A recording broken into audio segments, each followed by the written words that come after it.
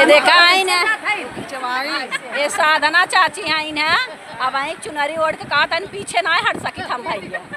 हाँ, और ये जवन आई मम्मिया सास आई, ये मतलब 1 इंची मतलब इधर उधर ना हो जाए, पीछे ना हो। हम सब भैया कलश उठाए के आएंगे यहाँ हनुमान मंदिर पीछे। और ये भाभी आई ना, ये हवा लेता है, ये सबसे आगे रहा थी, हवा बड़ा बढ़िया लेता है। कहा था इनकी तो सभी जा जाओ और हम ही हवा। अरे मैं कितना मेहनत की हूँ इसके लिए हवा लेने आई हूँ। बढ़िया किए है, ये मेरी देवरानी है। हाँ, ये इनकी देवरानी है। लाइक सब्सक्राइब सब लोग कह दे जा भैया रे, भाभी के लिए जरूर कह दे।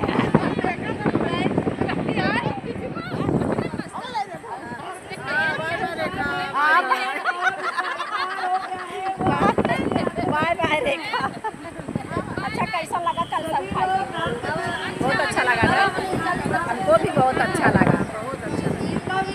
कलसा उठाओ कैसा लगा? एकदम मस्त लगा, बहुत अच्छा यात्रा रहा कलश का।